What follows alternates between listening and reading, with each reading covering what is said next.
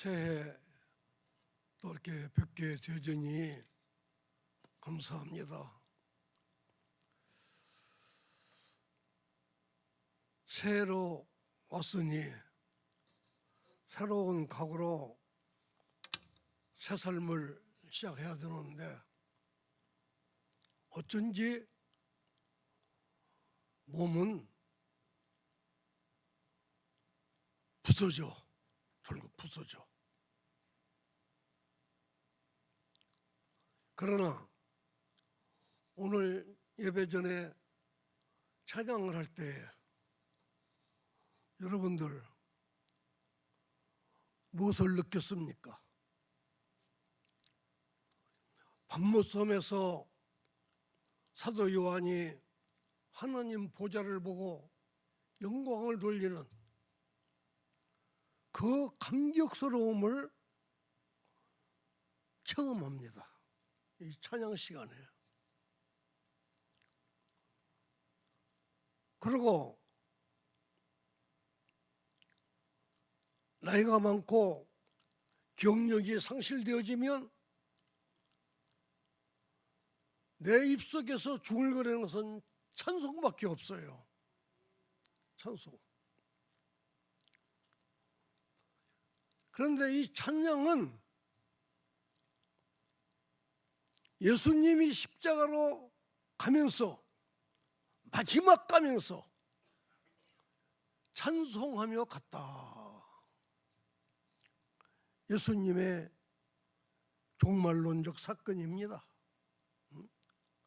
마지막 찬송을 부르며 죽음을 향하여 돌진했다. 저도 이렇게 되기를 많이 기도하고 있습니다. 여러분들. 오늘 설교의 제목 예수님의 얼굴 어디서 볼 것인가 이렇게 제목을 붙여봤고 지난 11월 달에 우리 전북 원로의 모인 자리에서 이 설교를 했습니다. 왜? 너무도 성경 말씀이 소중하고 소중해서 여러분들에게 다시 한번 깨우쳐 주려고 이 본문을 선택한 것입니다. 예수님 어디서 볼까? 이미 성경에 다 대답을 해놓았어요. 성경에 답을 다 해놓았기 때문에 이 성경을 읽을 때마다 마음이 감동이 되는 거예요.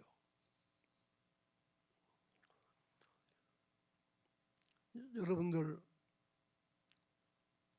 우리는 예수를 나의 주로, 나의 주인으로, 나의 상주로 모시고 삽니다. 꿈이라도 예수님 얼굴 한번 보고 싶지요. 여러분들. 초대교인들은 참으로 행복한 사람들이요. 예수님을 따라다니면서 예수님 말씀을 들으면서 예수님의 삶을 배우면서 이렇게 살아갔지 않아요? 그런데 더 축복을 받은 사람들은 예수님 부활하시고 성전하신 다음에 다락방에 모여서 한마음 한뜻으로 예배드릴 때 성령이 거기에 강림하였습니다. 성령 안에서 하나님을 볼 수 있었습니다. 이 사람들은, 초대교인들이 더 행복한 사람들이에요. 여러분들, 우리는 초대교인처럼 뜨겁게 하나님을 흠모하며 찬양하며 하나님을 바라보고 붙들고 살아갈 수 있는 이러한 교인들이 돼야 돼요. 예수님의 얼굴을 사모하고 보기를 원하는 사람들은 다 구원받은 성도들입니다. 구약시대를 보면은 우리 구약은 아브라함을 중심으로 이루어진 거예요. 그래서 그 아브라함이 이삭을 낳고 이삭이 야곱을 낳고 야곱이 12아들을 낳았어요. 이들은 양을 치는 떠돌이들이요. 이들을 가르쳐서 히브리 민족이라고 그렇게 말합니다. 지금도 이스라엘 가면은 양을 치면서 살아가는 사람들이 있는데, 너 국적이 어디냐? 애굽이냐? 이스라엘이냐? 우리는 베두인입니다. 이스라엘도 아니고 야곱도 아니고. 그 사람들은 국가에서 주는 혜택도 없지만 군인도 안 가요. 못 가요. 왜? 추수가 없으니까 어디다 영장 밟을 데가 없어. 오늘은 여기다 천막 치고 양떼 몰고 가고, 내일은 여기다 천막 치고 양떼 몰고 가고. 하나님께서 아브라함을 갈대아 우르에서 떠나라 했어요. 떠났습니다. 가나안 땅 상수리 나무 아래 머물러라 하니까 머물렀어요. 하나님께서 지시하는 대로 살아갔던 민족이 아브라함을 통해서 이루어진 오늘 우리에게까지 전승해 온 이러한 삶의 내용입니다. 하나님과 더불어 살아가는 이 사람들이 고통이 없었을까요? 고통이 있습니다. 몸이 아픕니다. 고통스럽습니다. 죽습니다. 고통스럽습니다. 제일 큰 고통은 하나님의 얼굴을 볼 수 없는 거.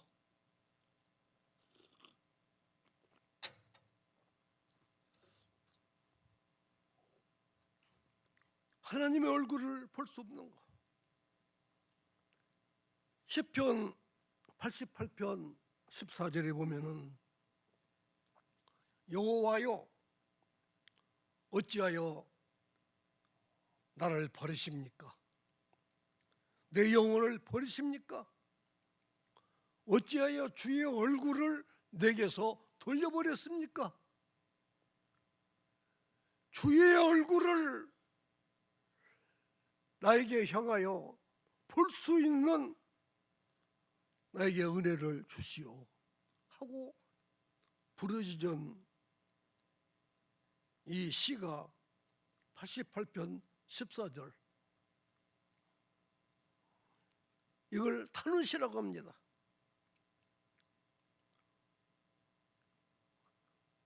우리 인간에게 생로병사는 다 있어요. 생로병사는. 이 생로병사의 해결점을 한번 찾아보겠다고 당돌하게 나선 한 사람이 있어요. 저 히말라야 산자락에 있는 사카족의 왕의 아들 석가모니입니다. 이 석가모니가 생로병사가 도대체 뭔가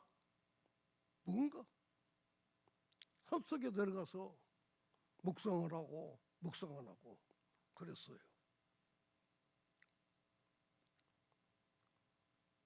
그가 깨달은 것은 내가 신말로 할게요. 내가 보이는 모든 형상, 내가 맛을 느끼는 맛, 코로 느끼는 맛, 내가 가지고 있는 생각, 사상, 이것조차 다 없을 무자 무로 이게 보이면 견열해라. 볼견자 열애를 본다. 나는 이 금강경을 읽으면서 이 구절을 탁 보면서 내 마음에 불같이 확 들어오는 것은 뭐였냐? 우리 예수님께서 마음이 청결한 자는 복이 있나니 하나님을 볼 것이요. 마음이 청결해요. 어머니 뱃속에서 갓 나온 어린아이처럼 말입니다. 마음이 청결하다 이 말입니다. 하나님을 볼 것이요. 얼마나 예수님께서 가르치신 마태복음 5장, 6장, 7장이 얼마나 소중한가. 늘 자주 읽으면서 묵상하고 감사하고 기도하고 삽니다. 잠시도 이 말씀을 놓치지 않으냐 하느라고 내 탁자 밑에다가 써놓고 또 보고 그럽니다. 예수님 얼굴의 사진이 어느 때부터냐면은 로마 네로 황제 때 기독교인들을 다 죽였습니다. 로마성에다가 불질러 놓고 네로 황제는 술을 먹으면서 불타서 죽는 모습을 즐기고 있었어요. 그리고 그것을 기독교인이 불을 질렀다 해가지고 기독교인들을 죽이면서 또 즐기는 거예요. 하나님께서는 313년 콘스탄틴 황제에 이르러서 종교의 자유를 주었습니다. 기독교를 국교로 삼았습니다. 여러분들, 이게 하나님의 역사예요. 그때부터 예수님 얼굴이 찍혀져 있는 사진이 전 세계적으로 퍼지기를 시작했어요. 이 사진의 원형은 어디에 있느냐? 로마에 가면 베드로 성당 천장에 붙어 있습니다. 미켈란젤로가 그렸던 그림도 함께 그려져 있습니다. 그러면 그 그림은 어디서 왔느냐?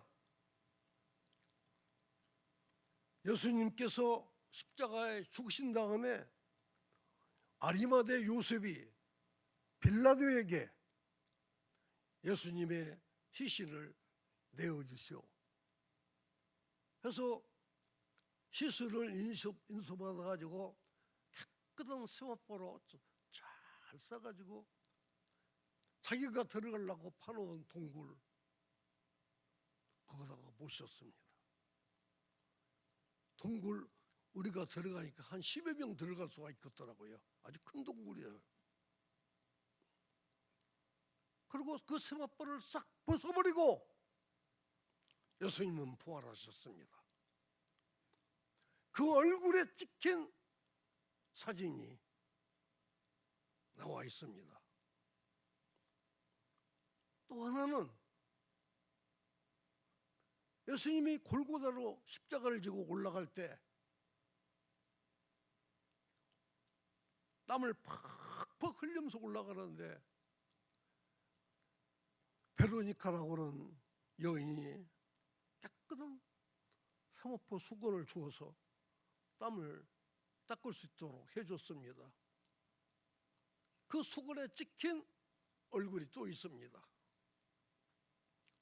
이래서 그걸 모형으로 해서 예수님 사진이 전 세계로 이렇게 퍼졌어요. 나는 애굽의 콥틱 오르독스, 콥틱이라고는 종교예요. 지구에서 제일 먼저 세워진 교회입니다.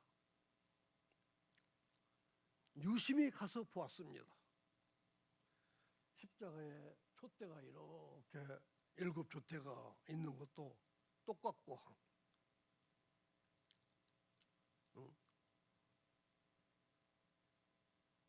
예수님 사진이 거가 있는데, 천주교에서는 십자가에 돌아나가는 그 형상이 있죠. 사진이 있는데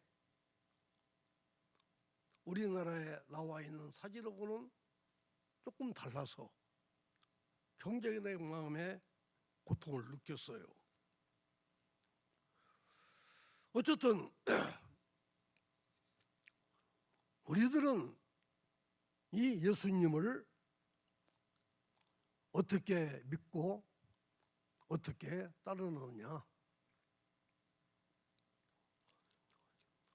신학교 가면 배웁니다. 유명한 칼발트라고 있습니다.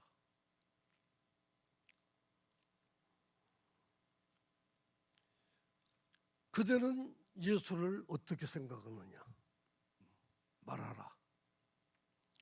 그리하면 그대의 인격을 알리라. 그랬습니다. 이 성경을 읽고 깨닫는 사람은 각각 상이하고 달라요. 중세 시대를 훤하게 밝혀낸 이분은 어거스틴입니다. 어거스틴은 젊어서 타락했어요. 말도 못하게 음주니 뭐 성적 타락이지 뭐 할 것 없이 타락했어. 근데 모니카라고는 어머니는 그 타락한 아들을 부여잡고 하나님 이 아이를 돌이켜 주세요. 끊임없이 기도했습니다. 어느 날 이 어거스틴은 열병에 걸렸습니다. 어떤 약을 써도 낫지를 않습니다. 어머니는 기도 위에 다른 이유가 없다고 생각하고 아들을 위하여 기도한 거예요. 어느 날 이 어거스틴은 으악 소리를 지르면서 막 일어납니다. 어떤 흉악한 악마가 죽이려고 목을 가닥 줍니다. 목을 재니까 안 죽으려고 막 소리를 질 의학하면서 일어나는데 어머니가 쫓아와서 흉목을 꽂거나 머리 위에다가 손을 얹고 기도해 줍니다. 그래서 밖에서 어린아이들이 노는 소리가 들려요. 내 손에 든 책을 읽어보아라, 이런 노래를 부르면서 놀고 있어요. 성경책을 마치 머리맡에서 딱 펴보니까 로마서 13절인가요? 술 취하지 말고 방탕하지 말라, 이런 내용이 쭉 나옵니다. 그때부터 회개하기 시작합니다. 철저히 회개하면서 드디어 어거스틴은 그 고백록을 썼습니다. 어거스틴의 이 고백록은 다 읽어봐야 돼요. 하나님께서 내 죄를 여름에 얼음 녹듯이 다 용서해 주었다. 용서해 주시는 하나님, 예수님, 사유해 주시는 하나님을 어거스틴은 흠모하고 살아갔습니다. 우리 장로교회 신교의 창시자라고 하면 칼빈입니다. 칼빈은 십자가에 달리신 예수, 여기에서 예수님은 하나님과 인간을 만나게 해줬다 해서 중보자 예수님 이렇게 신앙을 고백하고 나섰습니다. 나는 로마서 3장 25절의 말씀을 늘 깊이 생각합니다. 하나님께서 길이 참으시는 중에 전에 지은 죄를 관고하심으로 자기의 의로우심을 나타내려 하심이니 이때에 자기의 의로우심을 나타내사 자기도 의로우시며 또한 예수를 믿는 자를 의롭다 함이라. 하나님은 당신의 의로우심으로 죄인들을 의롭다라고 인정해 주시고 모든 허물과 죄는 간과해버린다, 버려버린다 이 말입니다. 없는 걸로 해버린다 이 말입니다. 없는 걸로.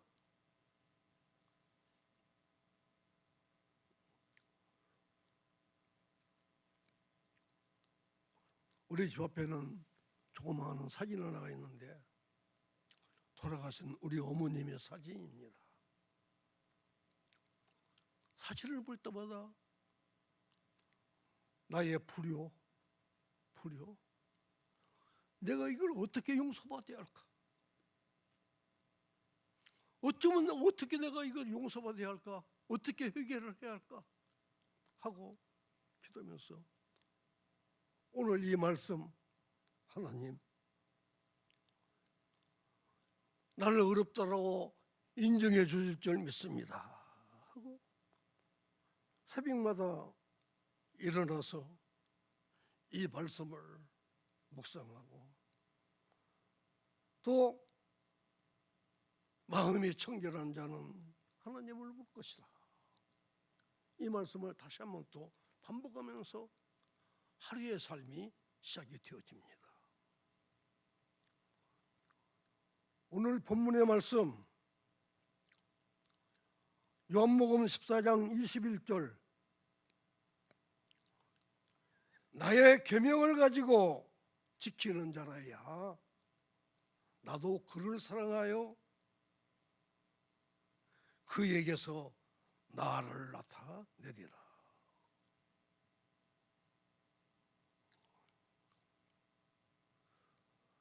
예수님의 얼굴에는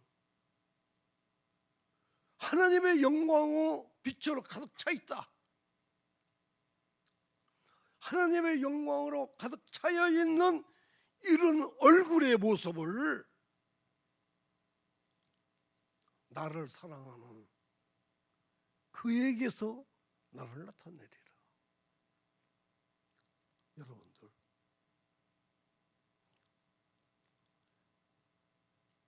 여러분들의 얼굴에서 하나님을 아는 영광에 빛든 얼굴을 나타내기를 하나님은 원하고 계십니다. 바로 이것이 오늘 본문의 말씀이요.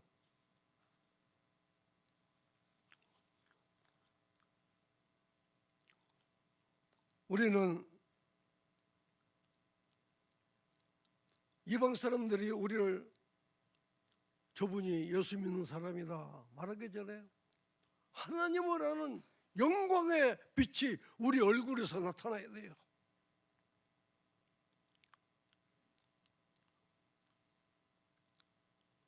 그러기 위해서는 예수님 마음을 가져야 합니다.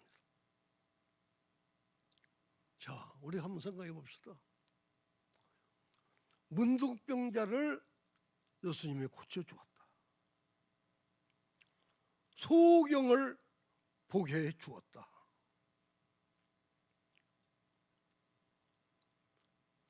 이 문둥병자, 소경, 얼마나 답답할까? 얼마나 힘들까? 하루하루 살아가기가 얼마나 고될까? 문둥병자 그 사람의 마음속으로 예수님은 들어간 겁니다. 그와 하나가 된 겁니다.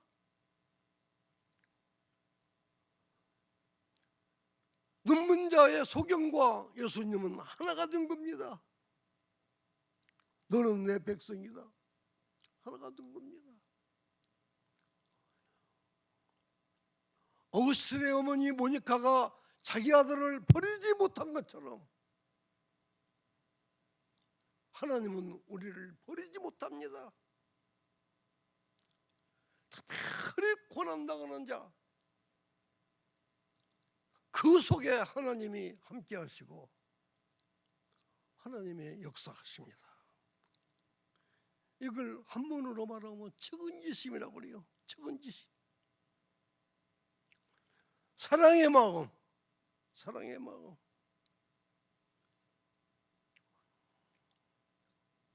이런 마음이 우리 마음속에 있어야 어려운 사람을 보면 얼마나 고단할까, 얼마나 아플까. 그거와 나와 일치를 시키는 거예요. 일치를. 바로 예수님은 이 마음을 가지고 환자들을 치료를 했습니다. 때로는 능력을 발휘합니다. 풍랑아 잔잔하라. 그 풍랑이 모든 사람을 어지럽게 하니까 풍랑아 잔잔하라. 이 능력의 기도를 때로는 하십니다.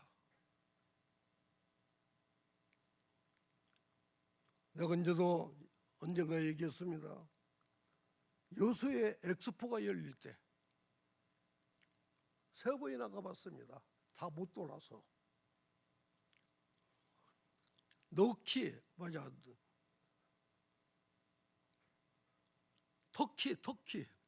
터키의 코너에 가보니까 시아라가 써 있어요.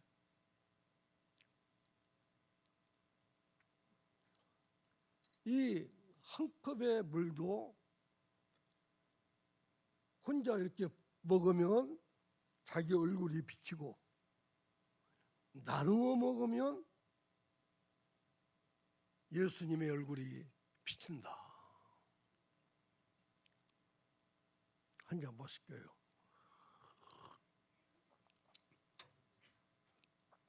여러분들, 찬물 한 그릇도 나누면 예수님 얼굴이 비춰져요. 나누면. 이러한 마음으로 우리가 살아가야 합니다. 좀 길어지는 것 같은데, 나는 우리의 신앙의 대선배가 되는 사도 바울, 그 고백 중에서 이런 고백이었어요. 내 육체에 찌르는 가시가 있다. 내 육체에. 이 찌르는 가시를 떠나기 위해서 3번 기도를 드렸다. 근데 하나님의 응답은 뭐였습니까? 내 은혜가 족하다. 이 가시로 말미암아 내 능력이 약한 데서 온전하여진다.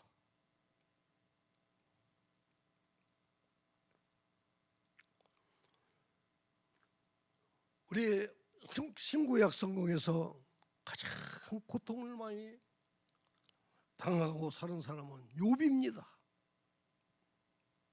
그래서 이 욥기서를 지혜문학의 절정으로 이렇게 보는 겁니다. 근데 마침내 욥은 고통을 통해서 귀로만 들었던 하나님을 눈으로 볼 수 있었습니다 하고 감격한 기도를 드렸습니다. 여러분들, 고통이 없는 사람이 없어요. 다 고통이 있습니다. 그러나 이 고통의 가시는 내 능력이 더 온전하여지는 하나님의 섭리인 것도 여러분들 믿으시기를 바랍니다. 내가 이걸 통해서 온전해지는구나. 죽음이 문 앞에 옵니다. 이 죽음을 통해서 부활을 찾고 이 죽음을 통해서 영생을 찾는구나. 더 온전해지는 거예요. 내 약함, 내 가시, 이걸 통해서 하나님은 더 온전하게 우리에게 역사하십니다. 전주 시내 교회가 있는데 친구 목사 소개로 한번 참여를 했습니다. 그들끼리 부르는 표가 있는데 표가 날새요, 날새. 날마다 새로운 피조물,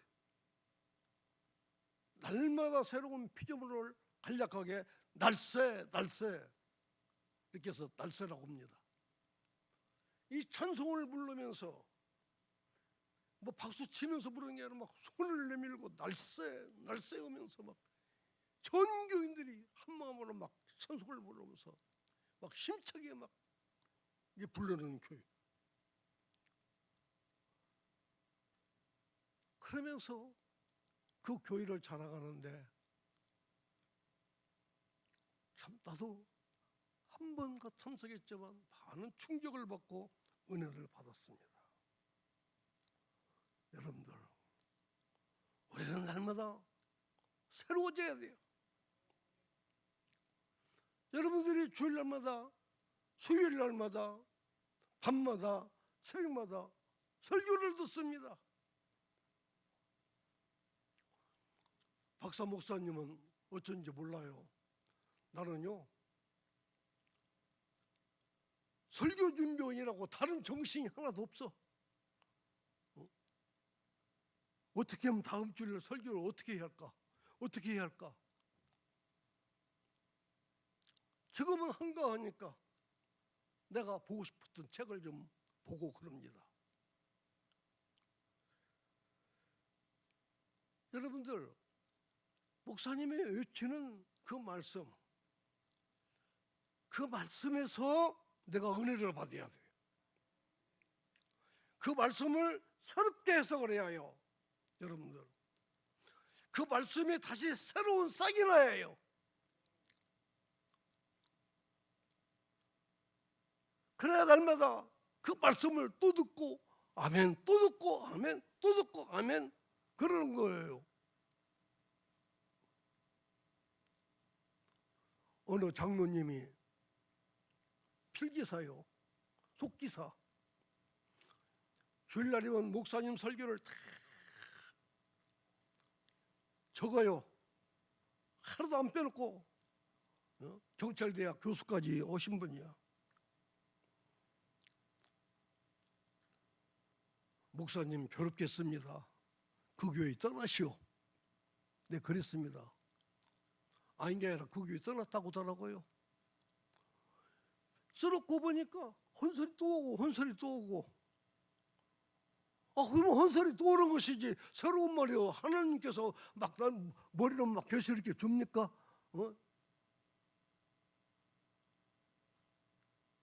떨어진 말씀에서 내가 새롭게 거듭나고 새로워져야 하는 것이지. 여러분들, 우리는 하나님 말씀을 날마다 새롭게 내 마음속에 재해석하면서 이렇게 기쁨으로 살아가기를 원합니다. 기도하겠습니다.